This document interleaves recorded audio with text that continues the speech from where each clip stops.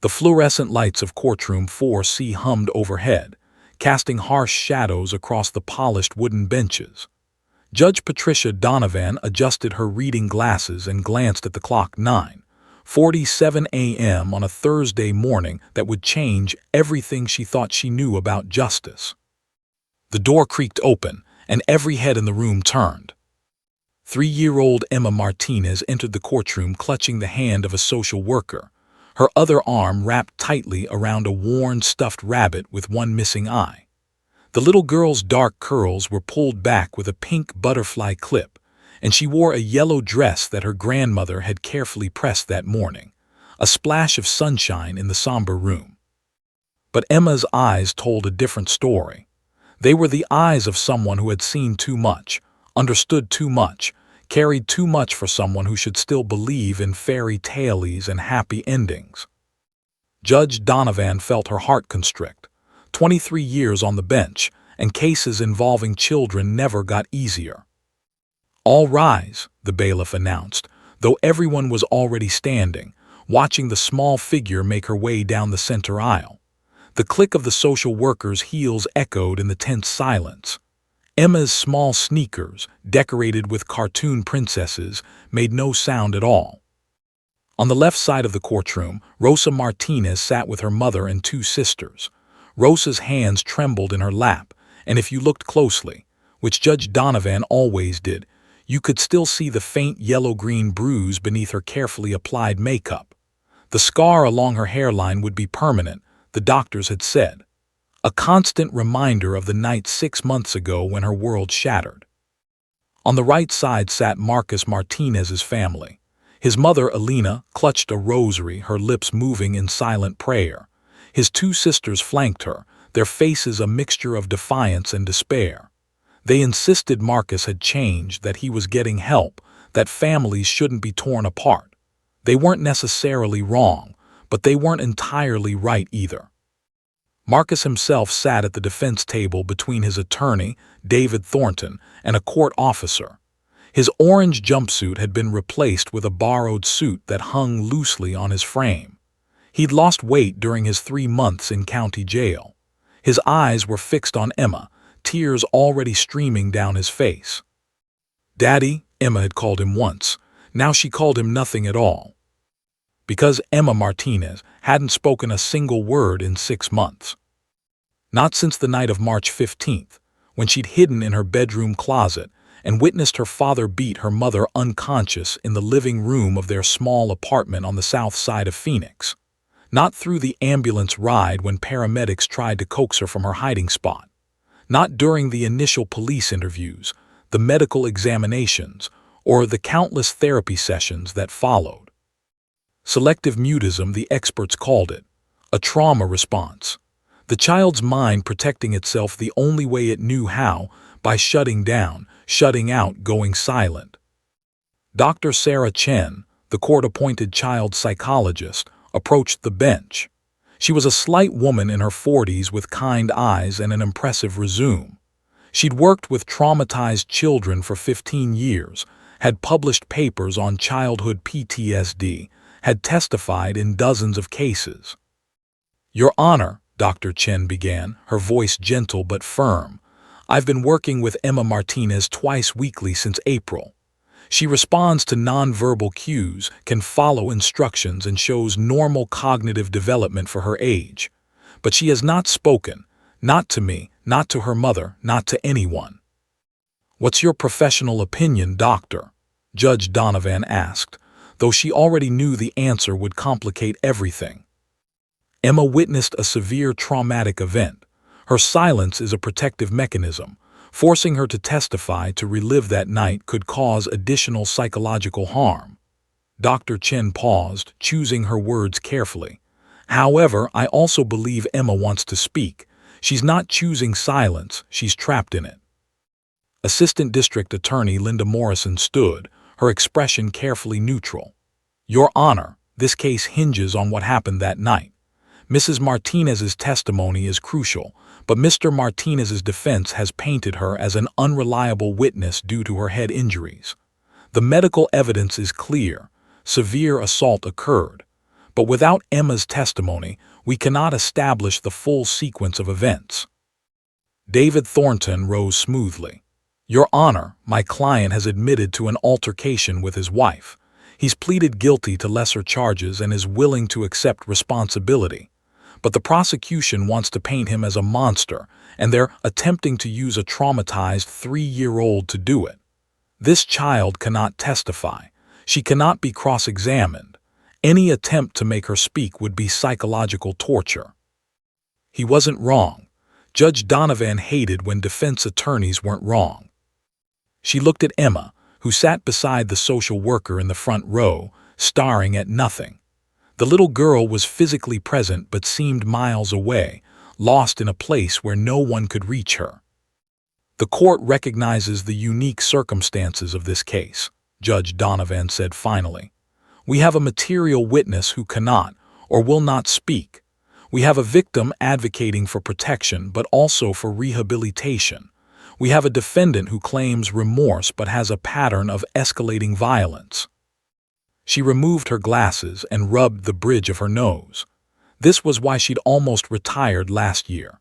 These impossible cases where every decision felt simultaneously right and wrong. However, she continued, justice cannot be served if we cannot establish the truth. And sometimes the truth lives in the mind of a 3-year-old child who has locked it away to survive. Rosa began to cry softly. Elena Martinez's prayers grew more urgent. Emma remained perfectly still, her face blank, her small body rigid with invisible armor. Judge Donovan made a decision that would surprise everyone, including herself. We're going to try something different, she announced. Bailiff, please contact the Phoenix Police Department's Victim Services Unit. I want to know if they have any availability this week for their Court Comfort Dog program. The courtroom erupted in confused whispers. Marcus's attorney stood abruptly. Your Honor, with all due respect. Mr. Thornton, I've heard about programs like this working in other jurisdictions. If there's even a chance that a trained therapy dog could help this child feel safe enough to communicate, we owe it to her to try. We reconvene Monday morning at 9 a.m. Judge Donovan's gavel fell with sharp finality. As people filed out, discussing this unexpected development, no one noticed Emma's small hand tighten slightly around her stuffed rabbit. Deep in her locked-away mind, a tiny spark of something flickered.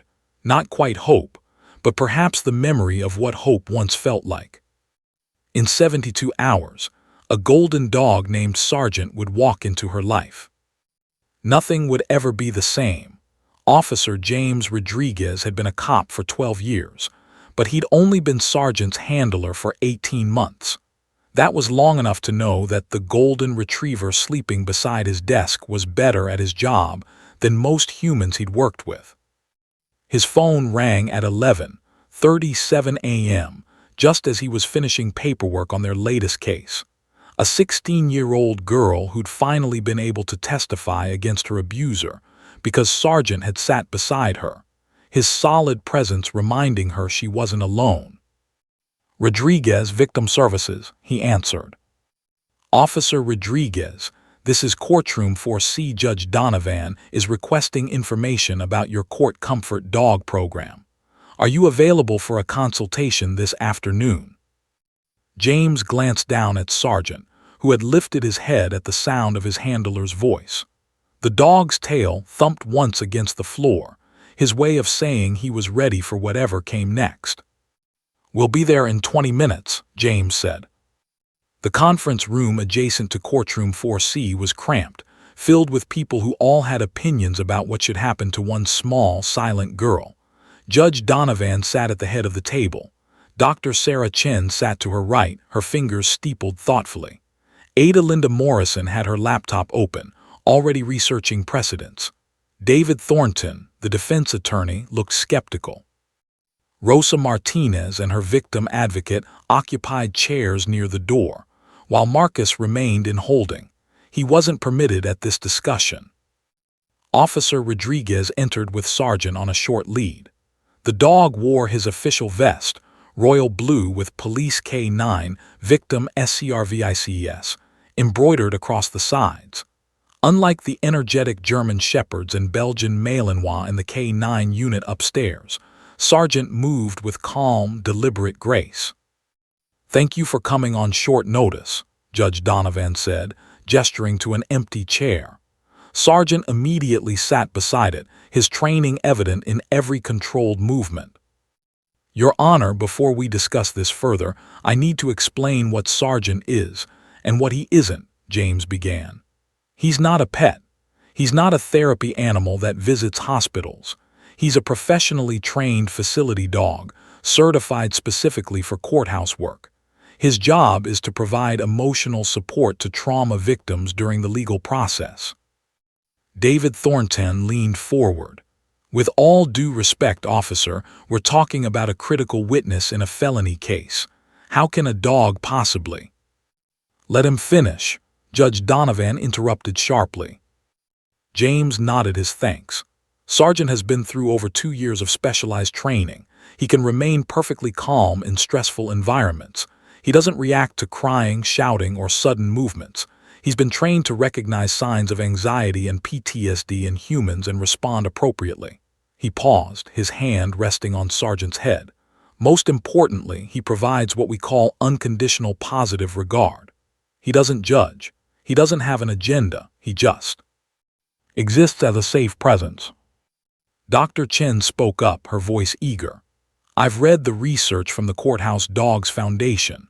The data is compelling. Children who testify with a facility dog present show significantly lower cortisol levels. That's the stress hormone. They're able to provide more detailed, accurate testimony. And critically, they show fewer signs of re-traumatization after testifying." "How does it work exactly?" Rosa asked quietly.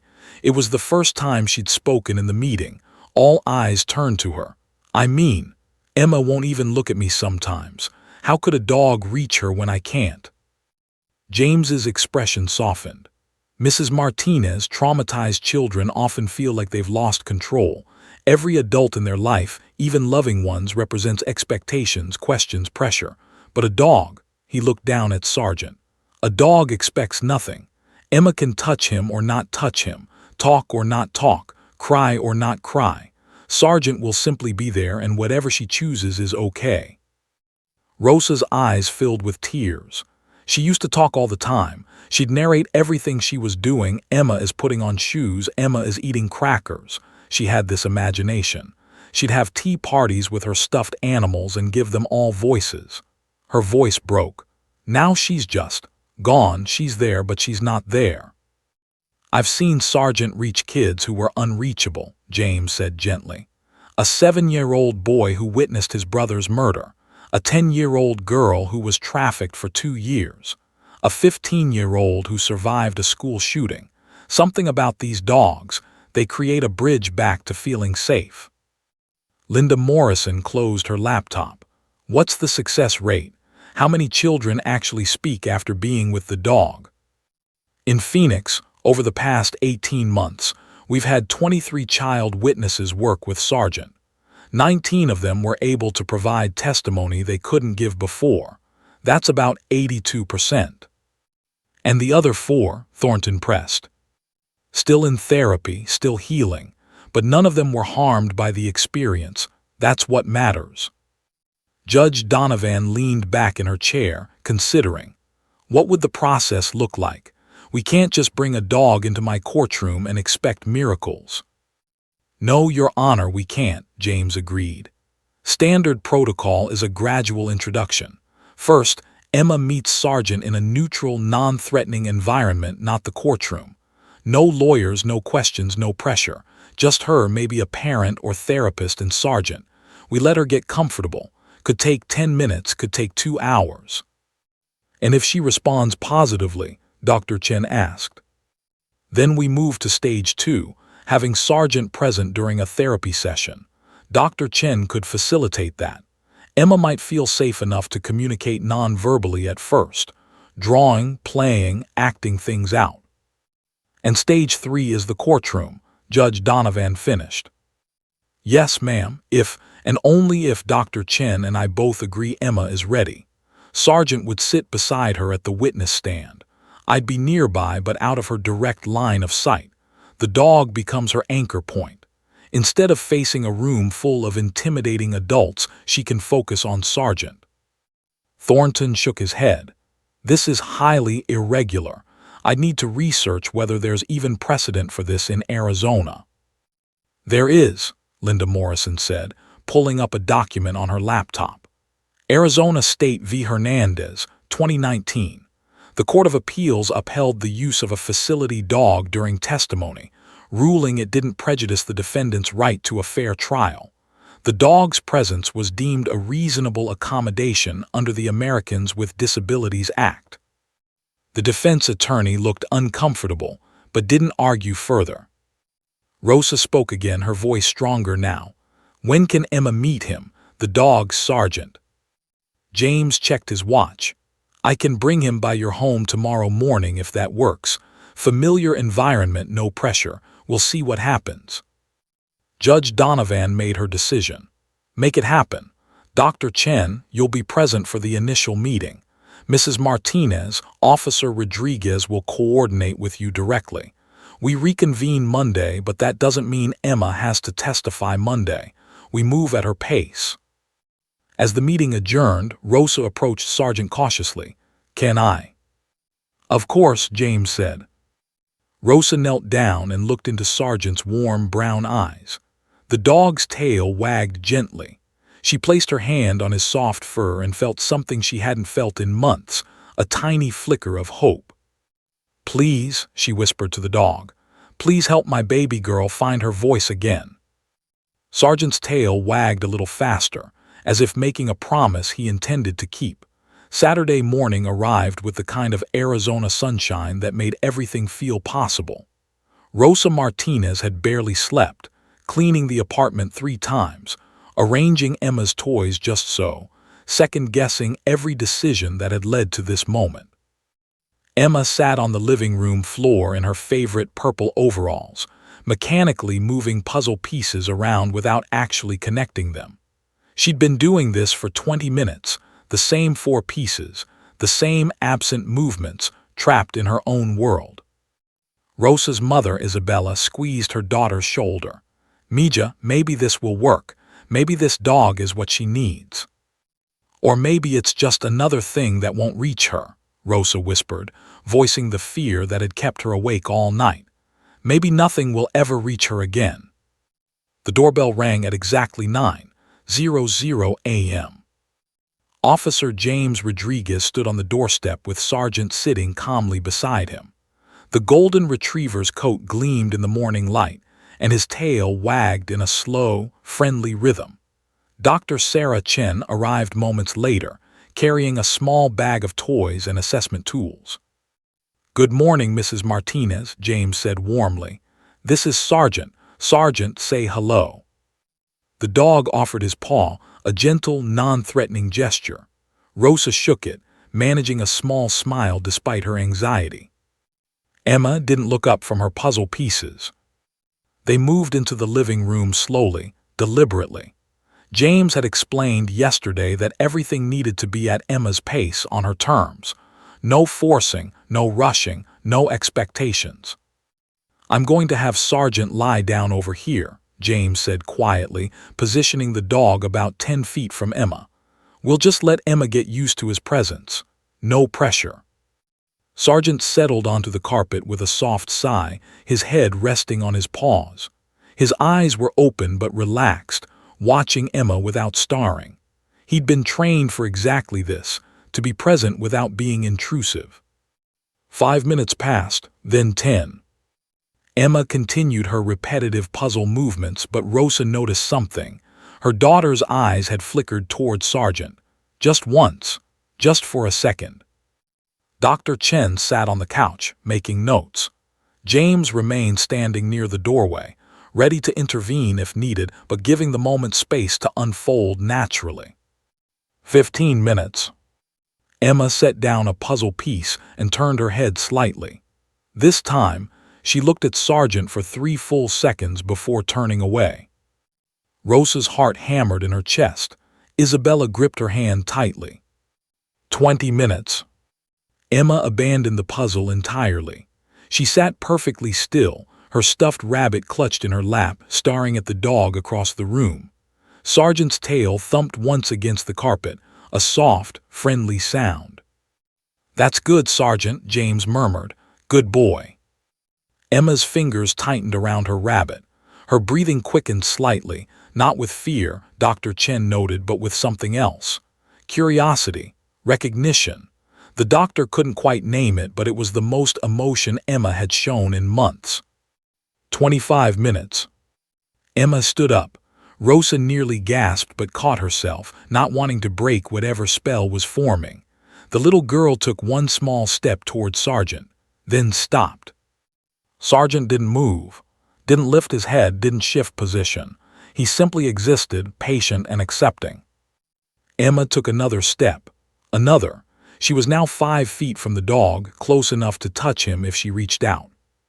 But she didn't reach out, not yet. Instead, Emma did something that made everyone's breath catch. She sat down on the floor, cross-legged, her rabbit in her lap, just watching Sargent, studying him, processing him in whatever way her 3-year-old mind needed to. Sargent's tail wagged again, slow and steady like a metronome. His eyes, those warm, liquid brown eyes that had comforted so many traumatized souls, met Emma's without demanding anything in return.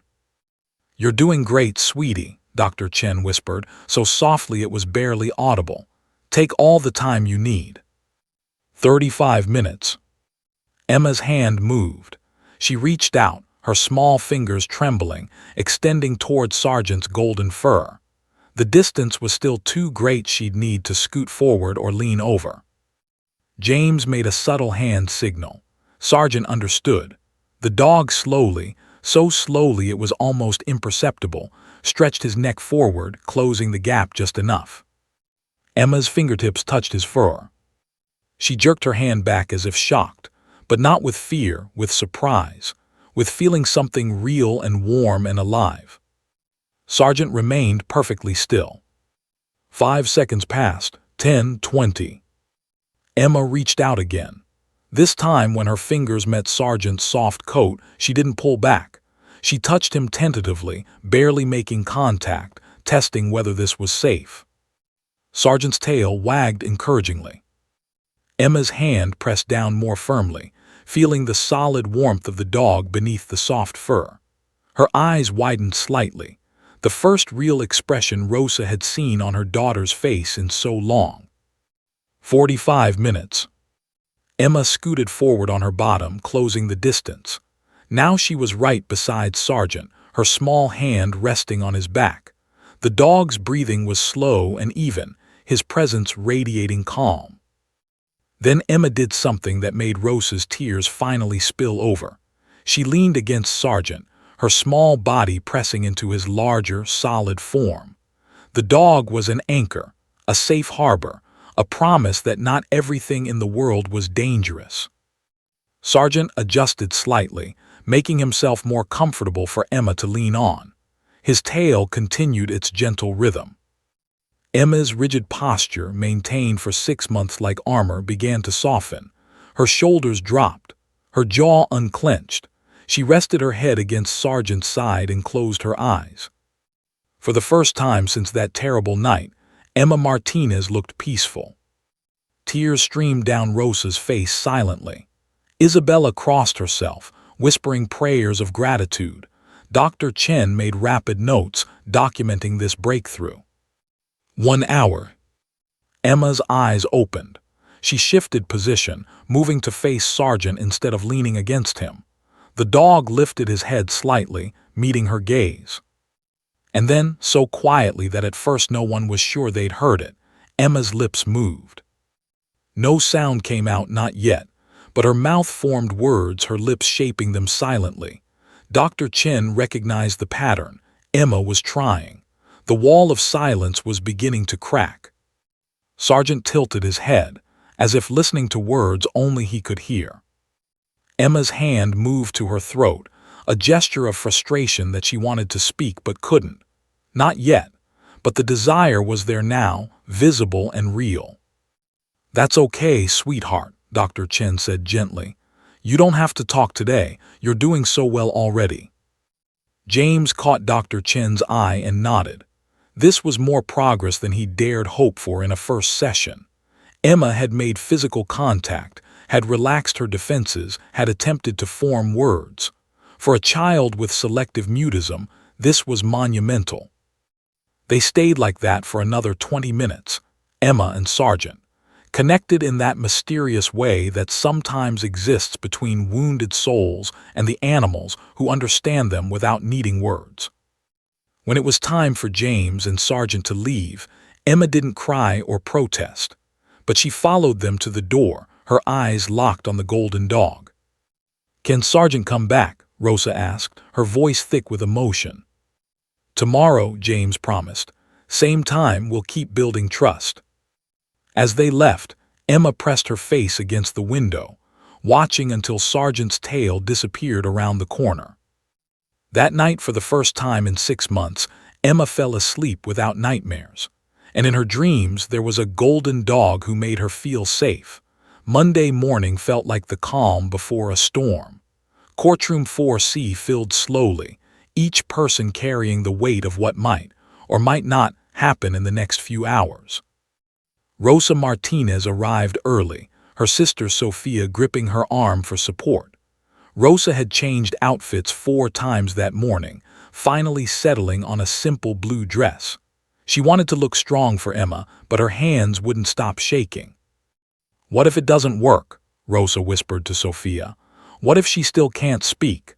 What if seeing him?" She couldn't finish the sentence, couldn't voice the fear that seeing Marcus might send Emma spiraling backward into an even deeper silence. "Then we deal with it," Sophia said firmly. "But that dog, Rosa, I saw Emma this weekend." She smiled, actually smiled, "that's something." Across the courtroom, Marcus Martinez's family assembled like troops preparing for battle. His mother, Elena, wore her best church dress and clutched her rosary so tightly her knuckles were white. His sisters, Carmen and Lucia, flanked her protectively. "This is wrong," Carmen muttered. "Making that baby testify. She's 3 years old. She doesn't understand what's happening." "She understands plenty," Lucia countered quietly. "That's the problem, she saw everything." Elena's lips moved in silent prayer, but her eyes were hard. Her son had made mistakes, terrible mistakes, but he was still her son, still deserving of mercy, of a second chance, wasn't he? At the prosecution table, Ada Linda Morrison reviewed her notes for the 100th time. She'd built her case meticulously over the past 6 months, but she knew the truth. Without Emma's testimony, Marcus Martinez would likely accept a plea deal for simple assault. 18 months, maybe 2 years. Out in 15 months with good behavior. For putting his wife in the hospital with a fractured skull, 3 broken ribs, and internal bleeding that nearly killed her. It wasn't enough. It would never be enough. "You ready for this?" her assistant prosecutor Miguel Reyes asked. "No," Linda admitted. "How can you ever be ready to question a traumatized 3-year-old? But if that dog can help her tell the truth, it's worth trying." David Thornton, the defense attorney, sat with his briefcase open, his expression thoughtful. He wasn't a monster. He genuinely believed in the justice system, in the right to a fair defense. But cases like this kept him awake at night. Marcus had substance abuse issues, documented mental health struggles, a childhood marked by poverty and violence. None of it excused what he'd done, but it explained it. And maybe, just maybe, rehabilitation was possible. Or maybe Thornton was lying to himself. He couldn't quite tell anymore. Marcus himself sat beside Thornton in a borrowed suit that still hung loose despite a week of his mother bringing home-cooked meals to the jail. His eyes were red-rimmed, his face gaunt. He'd been sober for 6 months, mandatory in jail, and the clarity was almost worse than the addiction. Now he remembered everything, understood everything, felt everything he'd done. The door opened at 8:55 a.m. Judge Patricia Donovan entered, her black robe billowing behind her. "All rise," the bailiff announced. The judge took her seat, surveying the packed courtroom. News of the Comfort Dog testimony had spread, and the gallery was fuller than usual. Some people were genuinely interested in justice. Others were just curious about the spectacle. "Before we begin," Judge Donovan said, her voice carrying that particular authority that comes from 2 decades on the bench, "I want to make something absolutely clear. This is not a circus. This is not entertainment. This is a courtroom, and we will conduct ourselves with dignity and respect, especially for the child witness we're about to hear from." She paused, letting her words sink in. "Anyone who makes a sound, who reacts inappropriately, who does anything to disrupt these proceedings will be removed immediately and held in contempt. Are we clear?"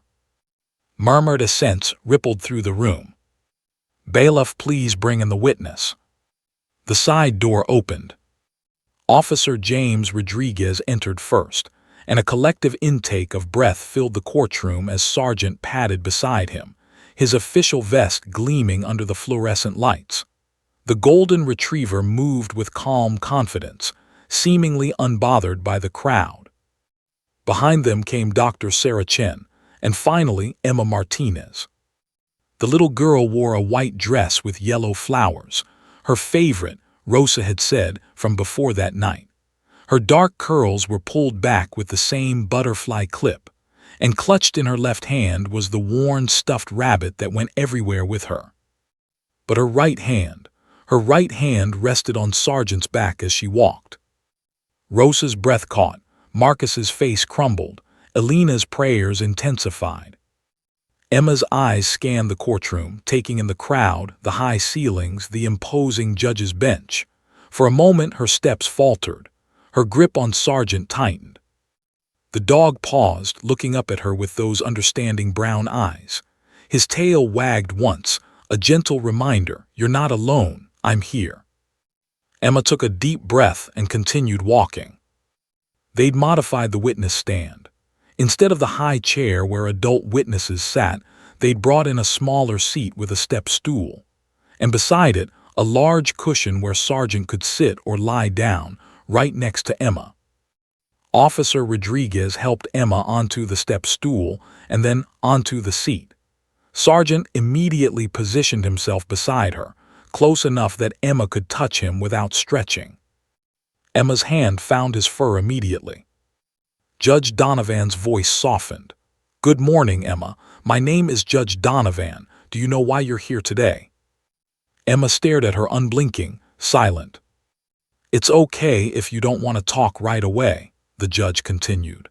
"That's your friend Sergeant beside you. He's going to stay right there the whole time. Nobody's going to hurt you.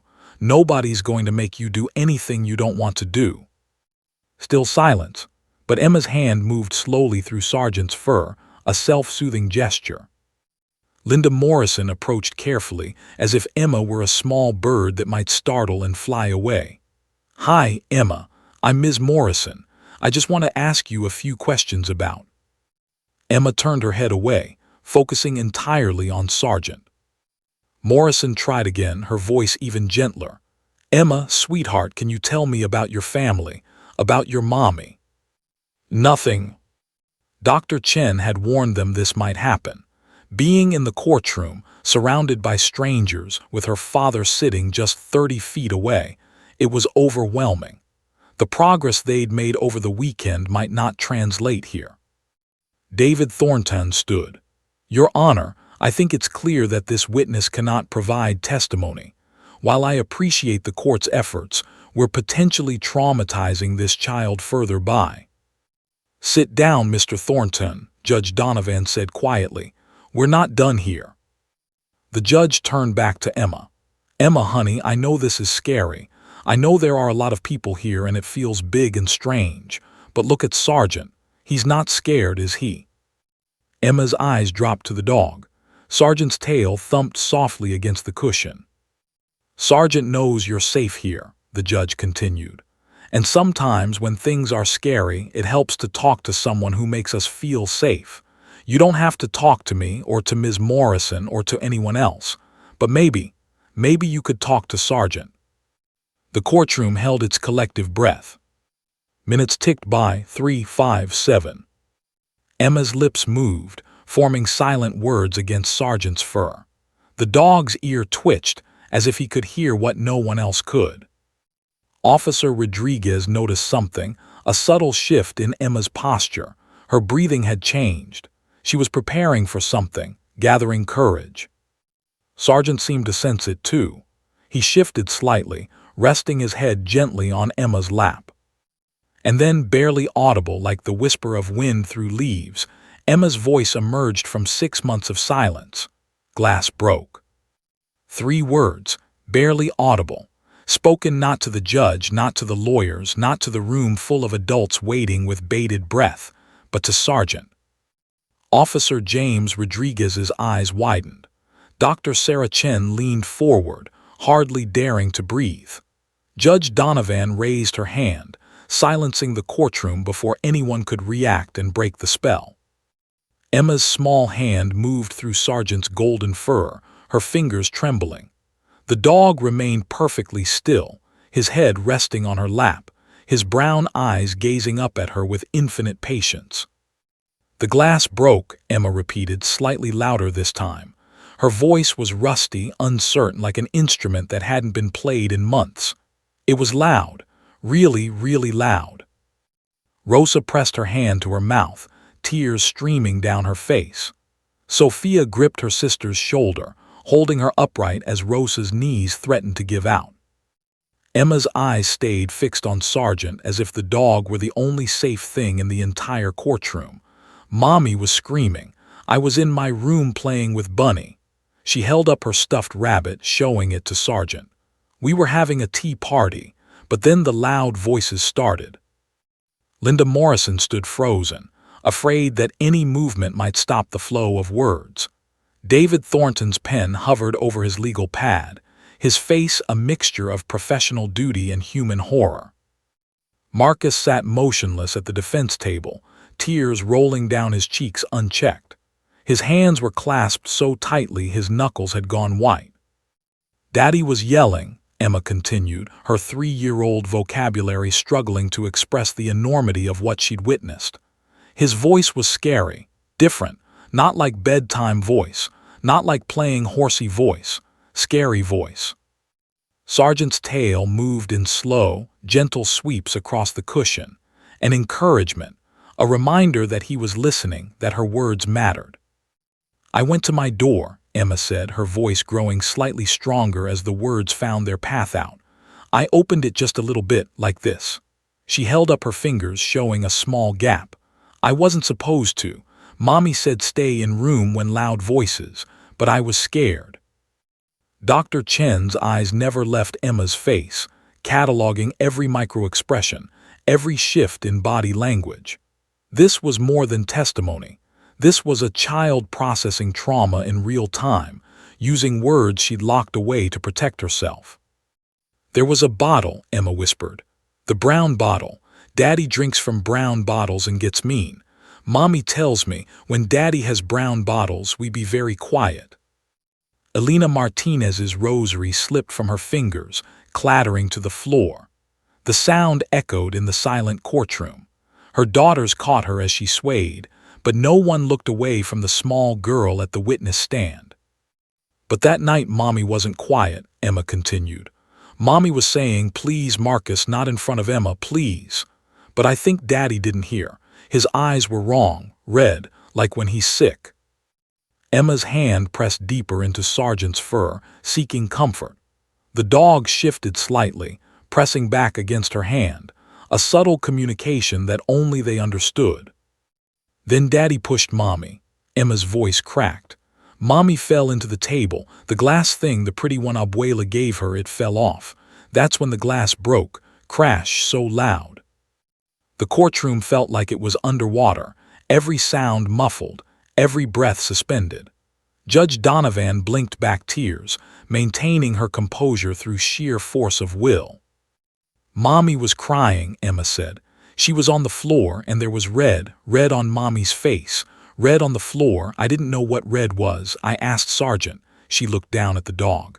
Do you know what red is? Sergeant's ears moved, as if he were truly listening to her question. Blood, Emma answered herself, the word foreign and terrible in her small voice. Dr. Chin told me. It's called blood.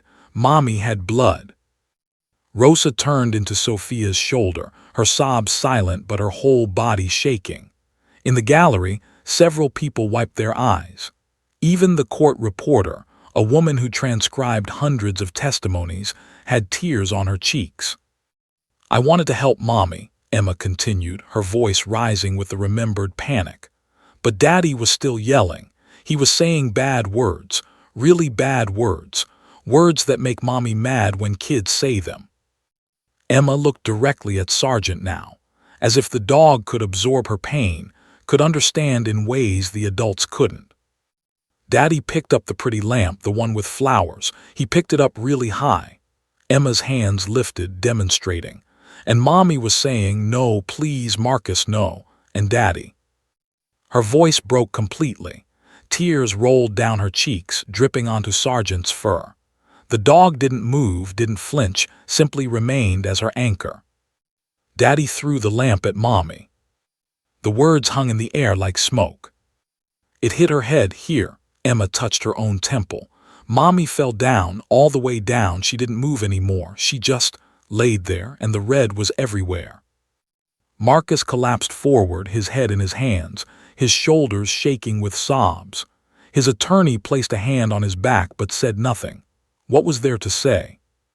I ran, Emma whispered. I ran to my closet.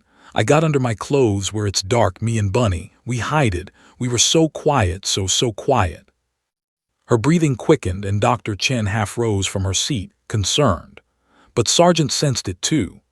The dog shifted, pressing his head more firmly against Emma's lap, and made a soft sound, not quite a whine but a vocalization that somehow conveyed comfort. Emma's breathing slowed.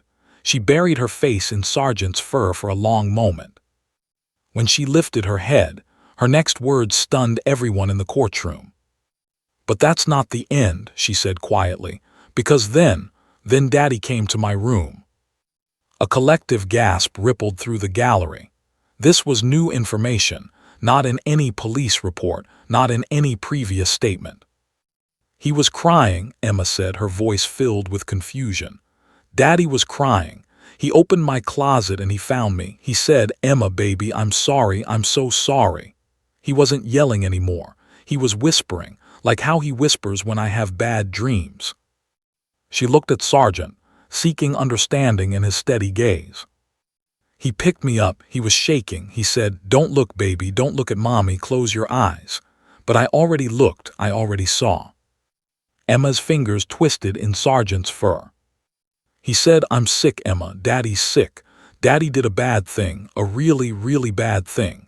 He was holding me and crying. He smelled like brown bottles and sad. Marcus's anguished sob echoed through the courtroom. Elena was weeping openly now, all pretense of strength abandoned. Then the loud sirens came, Emma continued. Red and blue lights in the window. Daddy put me down. He said, I love you, Emma, I'm sorry. Tell Mommy I'm sorry. And then the police came and Daddy left and I never saw him again. Emma finally looked up from Sergeant, her tear-stained face scanning the courtroom until her eyes found Marcus. Recognition flickered across her features. That's Daddy, she said, simply pointing. He's here. Is he still sick? Did the medicine make him better? The question, so innocent, so heartbreaking, shattered the last of Marcus's composure. He stood abruptly, his chair scraping against the floor. Emma, I'm so sorry, he choked out. Baby girl, I'm so. Mr. Martinez, sit down, Judge Donovan commanded, but her voice was thick with emotion.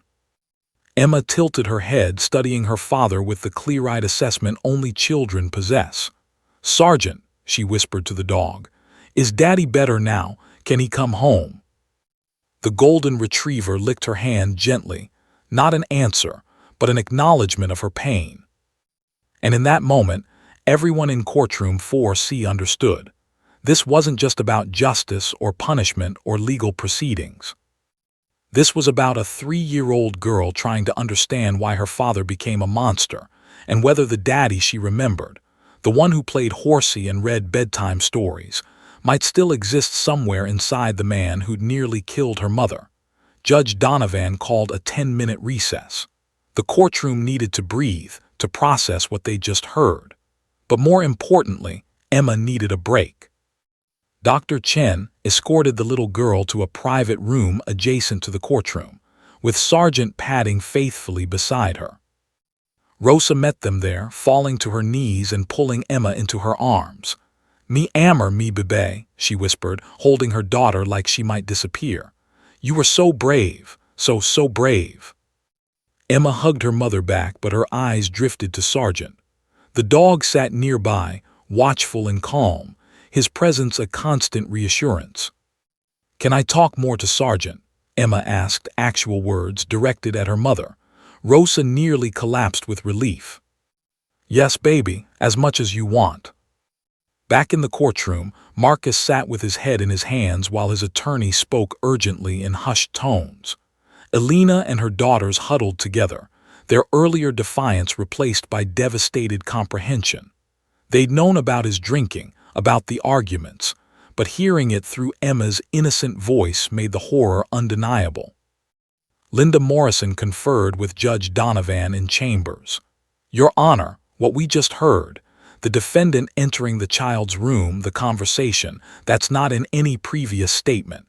Should we continue? The child has already given us more than we hoped for." Judge Donovan removed her glasses and rubbed her eyes. "That's exactly why we need to continue, Linda. Emma is processing trauma she's carried alone for 6 months. If there's more she needs to say, we need to let her say it. For the case, yes, but more importantly, for her healing." When they reconvened 15 minutes later, Emma returned to the witness stand with Sergeant. She seemed calmer now, more centered. Her hand immediately found the dog's fur, that lifeline to feeling safe. Dr. Chen approached slowly. "Emma, you're doing wonderfully. Can you tell Sergeant a little bit about before that night, about when things were different?" Emma nodded, focusing on the dog. "Before was good," she said softly. "Daddy would come home from work and pick me up really high. He called me his Princess Emma. We would play the tickle game. Mommy would laugh and make dinner and we would all eat together." A small smile crossed her face, the first anyone had seen during the proceedings. "Daddy would read me stories at bedtime. He did funny voices for all the animals. The bear voice was really silly." She giggled, a sound so unexpected and pure that it pierced every heart in the room. "And when I had bad dreams, Daddy would come and sit in the rocking chair until I fell asleep again." Marcus's shoulders shook with silent sobs. This was the man he'd been, the father he'd wanted to be, before everything fell apart. But then, Emma's smile faded. Things got different. Daddy stopped coming home from work. Mommy would be on the phone, crying, asking where he was. When he did come home, he didn't pick me up anymore. He would go straight to the bedroom and close the door. Dr. Chen nodded encouragingly. "What else changed, Emma?" "The brown bottles came," Emma said matter-of-factly. "Lots of them. Daddy would have them at breakfast, at lunch, all the time. Mommy would say, 'Marcus, please, not now.' But Daddy would get mad and say bad words." She leaned closer to Sergeant, drawing strength from his solid warmth. "And then the orange bottles came, the little ones. Mommy would hide them, but Daddy would find them. They would yell about the orange bottles a lot." Linda Morrison's eyes met her assistant's. Prescription medication, likely opioids, combined with alcohol.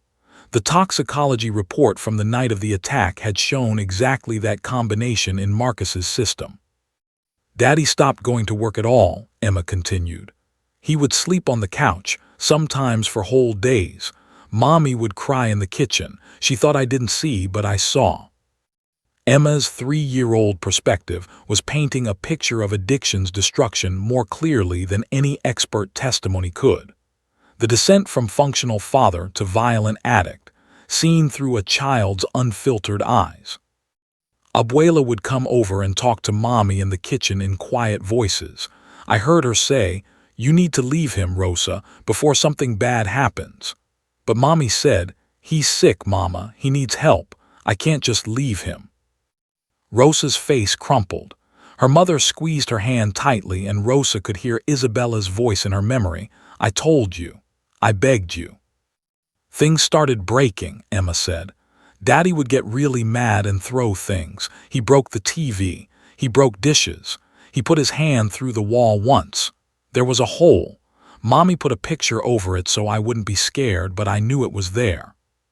She traced patterns in Sergeant's fur, organizing her thoughts in the way only children can, straightforward and honest. Mommy started having bruises. She said she bumped into things, but I don't think that was true. Purple marks on her arms, on her face one time. She covered it with makeup, but I could still see it. David Thornton shifted uncomfortably. This was painting his client in an even worse light, a pattern of escalating violence, not an isolated incident. "I got scared of Daddy," Emma admitted, her voice dropping to a whisper. "He wasn't the tickle game Daddy anymore. He was the yelling Daddy, the breaking things Daddy. I would hide in my room when he was home. Mommy would read me stories instead, but I could tell she was sad." Sergeant shifted closer to Emma, sensing her distress rising. "One day, Daddy didn't come home at all, for lots of days. Mommy called and called his phone. I asked where Daddy was, and Mommy said he was sick and needed to get better. When he came back, he had bandages on his arms and he said he was sorry. He said, 'I went to a place to get help. I'm going to be better, I promise.'" Marcus remembered that day. 30 days in detox. 30 days clean. He'd been so sure that time would stick. "And Daddy was better for a little while," Emma said hopefully. "He played with me again. He ate dinner with us." Mommy smiled more, but then her voice trailed off. "Then what happened, Emma?" Dr. Chen prompted gently. "The bottles came back," Emma said flatly. "First just one, then more. Mommy found them under the sink. She and Daddy had a really big fight. Daddy said mean things. He said Mommy didn't understand. He said she didn't know how hard it was." Alina wept into her hands. She'd bought her son those few drinks to help him relax. She'd given him money when Rosa had cut him off. She'd enabled his destruction while convincing herself she was helping. After that, Daddy got worse than before, really worse.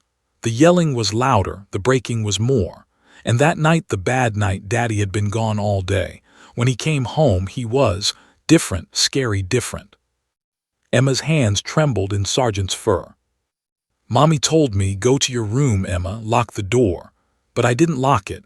I wanted to hear if Mommy was okay. And then I heard the glass break, and I looked, and I saw." She buried her face in Sergeant's neck, unable to continue for a moment. When she lifted her head, her next words changed everything. "Sergeant," she whispered, "I don't think Daddy wanted to hurt Mommy. I think the bottles made him do it. I think the sick made him do it. Because after, when he came to my closet, he was crying so hard. He said, 'I don't know why I did that. I don't know why I can't stop.' He said he loved us. He said he was sorry." She looked around the courtroom, her young face confused and searching. "If Daddy takes medicine, good medicine, not the bad orange ones, can he be the tickle game Daddy again? Can he stop being sick?" The question hung in the air, innocent, devastating, impossible to answer. Because the truth was complex. Yes, addiction was a disease. Yes, Marcus needed treatment. But also, yes, he'd nearly killed Rosa. Yes, he'd traumatized his daughter. Yes, accountability mattered. Emma wasn't asking for her father to come home immediately. She was asking the question that haunted every family touched by addiction. Could the person we loved still be saved? Judge Patricia Donovan called a 2-hour recess. She needed time to think, and the attorneys needed time to do what attorneys do best: negotiate, strategize, and determine what justice actually meant in a case this complicated. Emma was escorted back to the private room with Dr. Chen, Officer Rodriguez, and Sergeant. Rosa joined them, holding her daughter close while the little girl asked for apple juice and goldfish crackers, blissfully unaware that her testimony had just turned the entire case on its head. In the courthouse cafeteria, Linda Morrison sat across from David Thornton. The defense attorney looked like he'd aged 5 years in the past 2 hours. "You heard what I heard," Linda said, stirring her coffee without drinking it. "Pattern of escalating violence, documented substance abuse, prior treatment failure, and that's not even counting what he put Rosa through before the night that landed him in jail." "I also heard," Thornton replied carefully, "a 3-year-old child describing a father she loves who's suffering from severe addiction, a man who showed immediate remorse, who told his daughter he was sick and needed help. Linda, we both know the difference between a violent offender and someone destroyed by substance abuse. Those aren't mutually exclusive categories, David." Linda's voice hardened. "Plenty of addicts never raise a hand to their families. Addiction doesn't give you a free pass to nearly beat your wife to death while your toddler watches." "I'm not asking for a free pass." Thornton leaned forward. "But you heard Emma's question. She wants to know if treatment can bring her father back, and the research supports long-term inpatient treatment for cases like this. Prison just makes him a better criminal. Treatment gives them, a chance." Linda wanted to argue, but she knew he was right. She'd prosecuted enough cases to know that throwing addicts in prison without treatment was like putting a Band-Aid on a bullet wound. They came out worse, not better. "What are you proposing?" she asked. 18-month inpatient program at Desert Hope Treatment Center. It's got one of the best success rates in the state. Dual diagnosis treatment, addiction and mental health. After completion, 2 years mandatory outpatient therapy, weekly drug testing, anger management, parenting classes. Guilty plea to aggravated assault, 2nd-degree felony. 5 years probation. Restraining order remains in effect for minimum 2 years. Any violation, he goes straight to prison for the full sentence. Linda calculated quickly. "That's too light. He nearly killed her, David." "Then we add supervised visitation with Emma, after successful program completion and with Dr. Chen's approval. Any parole officer can drop by his residence unannounced. Electronic monitoring for the first year of probation. 1 failed drug test, 1 missed therapy session, 1 violation of any kind. He does 10 years in state prison." It was harsh, but it also built in accountability while offering the treatment Marcus desperately needed. "I need to talk to Rosa," Linda said. "This is her decision as much as mine." 30 minutes later, Rosa sat in a conference room with Linda Morrison, her victim advocate Maria Santos, and her mother Isabella. Dr. Chen joined via video call, offering her professional perspective. "Rosa, I want to be clear about what we're discussing," Linda began. "If we go to trial, I believe we can get a conviction for aggravated assault with a deadly weapon. Marcus would serve 8 to 10 years in prison. Emma wouldn't have to testify again. We have her testimony from today recorded." Rosa nodded, her face pale but composed. "However," Linda continued, "the defense is offering a plea deal that focuses on treatment rather than incarceration. It's not without consequences. He'd be in an intensive program for 18 months, followed by years of strict probation. But he wouldn't be in prison." "He almost killed me," Rosa said quietly. "My daughter watched him almost kill me." "I know," Linda said, "and I will fight for whatever you want. If you want him in prison, I will make that happen." Isabella spoke up, her voice hard. "He belongs in prison, Mija. Men like him don't change." But Maria Santos, the victim advocate who'd seen hundreds of domestic violence cases, offered a different perspective. "Rosa, I won't lie to you. The statistics aren't great for batterers who complete treatment, but they're better than the recidivism rates for those who just do prison time.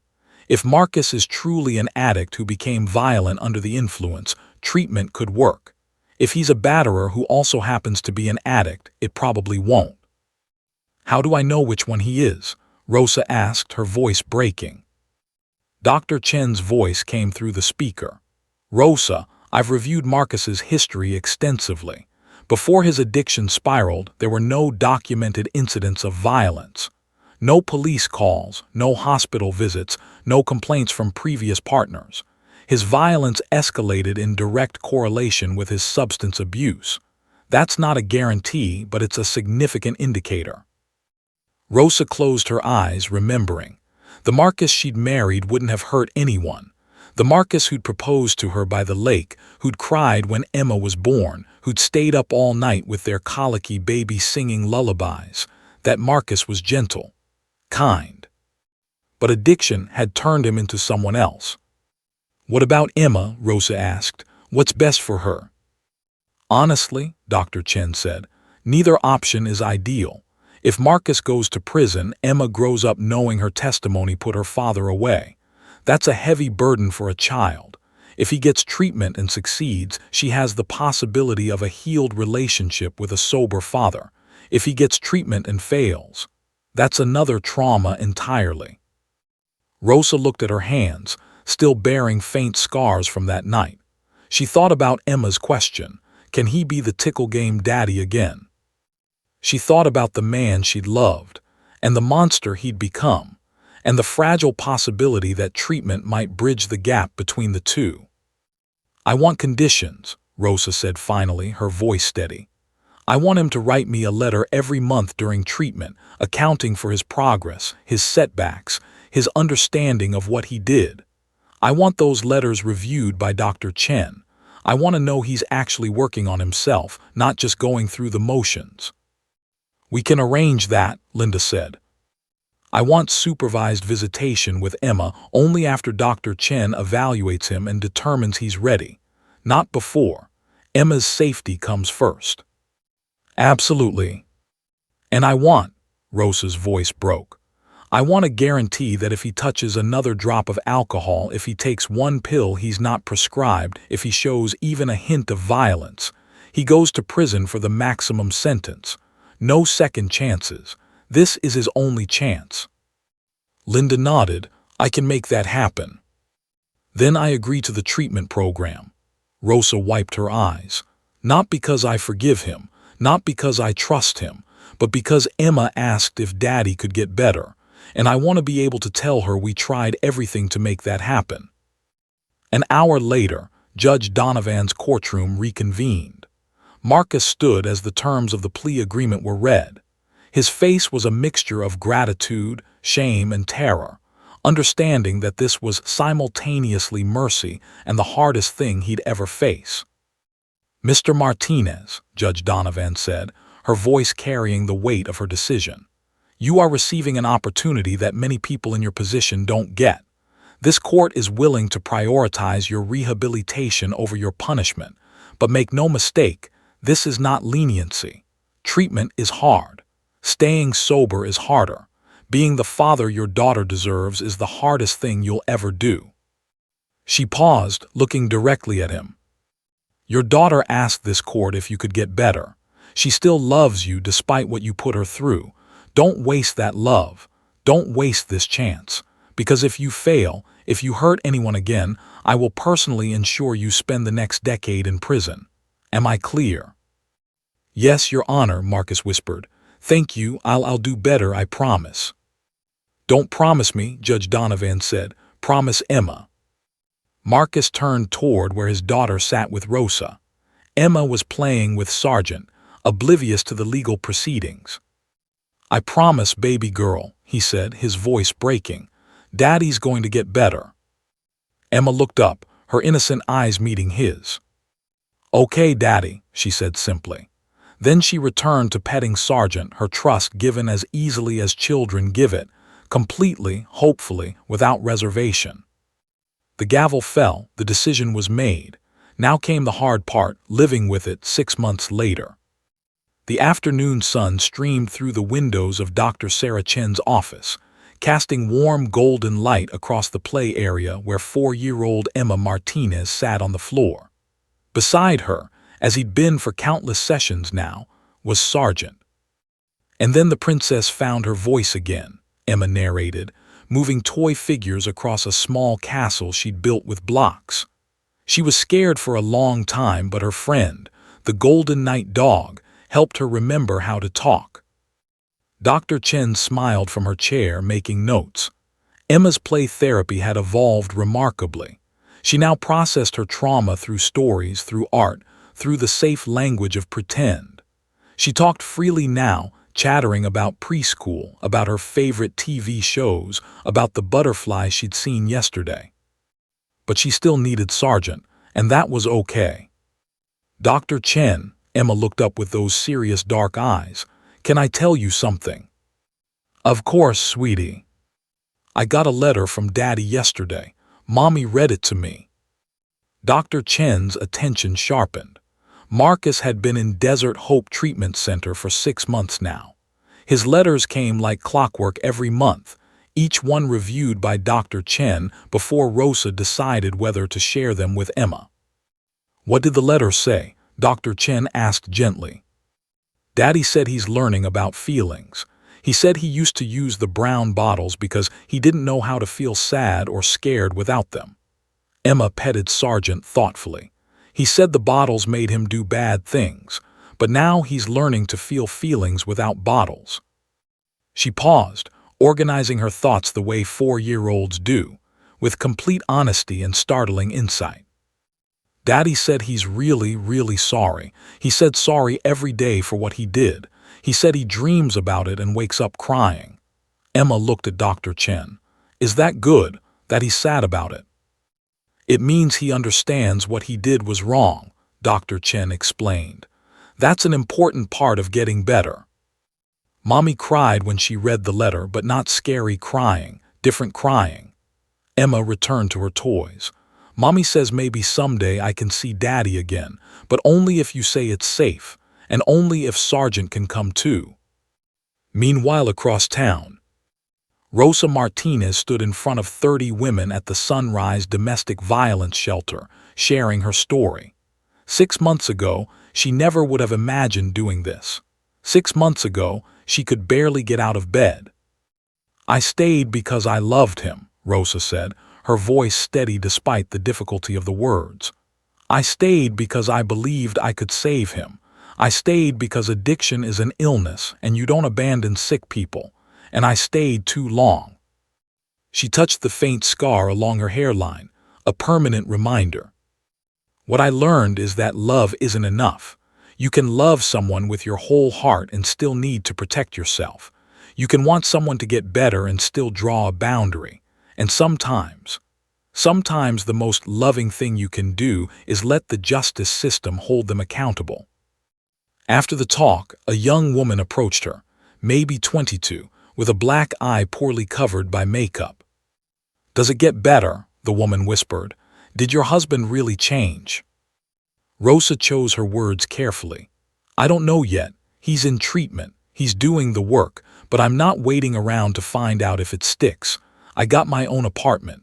I'm back in school studying social work. I'm building a life where Emma and I are safe and happy with or without him. She looked at the young woman with compassion. The question isn't whether he can change. The question is, are you safe right now? And if the answer is no, everything else is secondary. At Desert Hope Treatment Center, Marcus Martinez sat in group therapy, his hands clasped in his lap. 90 days sober had become 180. Each day was still a battle, but the battles were becoming more manageable. I got a letter from my daughter yesterday, he told the group. Through her therapist, she drew me a picture of a dog, the therapy dog who helped her testify. She wrote at the bottom, Sargent says hi, I say hi too. His voice cracked. That's more than I deserve, way more. His counselor, James, a recovering addict himself, 10 years sober, spoke up. What are you doing to become someone who deserves it? Everything, Marcus said fiercely. Individual therapy 3 times a week. Group every day, AA meetings, anger management, parenting classes. I'm reading books about trauma, about how addiction affects families. I'm writing letters taking accountability. I'm doing the work. And on the hard days, James pressed, when you want to use. I think about Emma hiding in that closet. I think about Rosa in the hospital. And I remember that the person who did that wasn't who I want to be. The bottles and pills made me someone I hate. Sobriety is hard, but it's nothing compared to living with what I did. Another group member, a woman named Lisa, asked, "Do you think they'll forgive you?" Marcus was quiet for a long moment. "I don't know, maybe Emma will because she's a kid and kids forgive easy. Rosa, I don't think I'd forgive me." He took a shaky breath. "But I'm not doing this for forgiveness. I'm doing it because it's right. Because my daughter deserves a father who's not a monster. Even if I never get to be that father to her, I still need to become that person." Back at the courthouse, Judge Patricia Donovan stood beside Officer James Rodriguez and Sergeant in the courthouse lobby. They were unveiling a plaque in recognition of the Court Comfort Dog program and its vital role in helping traumatized witnesses find their voice, dedicated to courage, healing, and justice for all. Since Emma's testimony 6 months ago, the program had expanded. They now had 3 more dogs, Bella, Scout, and Murphy, all trained facility dogs helping victims navigate the legal system. Sergeant helped 15 more children testify after Emma, Rodriguez told the assembled crowd of judges, attorneys, and advocates. But Emma was the one who showed everyone what was possible. Her courage opened doors for so many others. Judge Donovan addressed the crowd. "I've been a judge for 23 years. I thought I'd seen every approach to justice. But watching a 3-year-old girl find her voice because of a golden retriever taught me something. Justice isn't just about punishment or rehabilitation. It's about creating space for truth, however that truth needs to emerge." She looked down at Sergeant, who sat calmly beside Rodriguez, unaware of his celebrity status. Sometimes the most powerful instrument of justice has 4 legs and a wagging tail. That evening, Emma sat on her bed in the apartment she now shared with just her mother, her grandmother, and a rotating cast of protective aunts. Her stuffed rabbit, the one that had been with her through everything, sat beside her. "Bunny," Emma said seriously, "things are different now, but different is okay." She picked up the drawing she'd made that day, a picture of their new family. Rosa, smiling and strong, Abuela with her gentle wrinkles, Emma herself, bigger than she'd drawn herself before. And beside them, a golden dog with kind eyes. "Sergeant's not here every day," Emma explained to Bunny. "But Dr. Chen says that's okay. She says I'm strong enough now, I'm healing." She added one more figure to the picture, a small person standing separate from the others but still on the same page. She drew him carefully, then labeled it in wobbly letters, "Daddy getting better." Not Daddy coming home, not Daddy fixed, just Daddy getting better. Because Emma, at 4 years old, understood something many adults struggled to grasp. Healing isn't instantaneous. It's not perfect. It's not a fairy tale where everything goes back to how it was before. Healing is messy and slow, and sometimes you need help. Sometimes that help comes from doctors and lawyers and judges. Sometimes it comes from family who refuses to give up on you. And sometimes, when you're lucky, it comes from a golden dog with patient eyes who sits beside you and reminds you that you're safe enough to be brave. Emma placed the drawing on her nightstand, kissed Bunny goodnight, and turned off her light. Tomorrow she had preschool. Tomorrow Rosa had a test in her social work class. Tomorrow Marcus would face day 181 of sobriety. Tomorrow Sergeant would help another scared child find their voice. Tomorrow, the hard work of healing would continue. But tonight, Emma Martinez, who had been silent for 6 months, who had witnessed horror, who had found the courage to speak her truth, slept peacefully. And in her dreams, there were no monsters.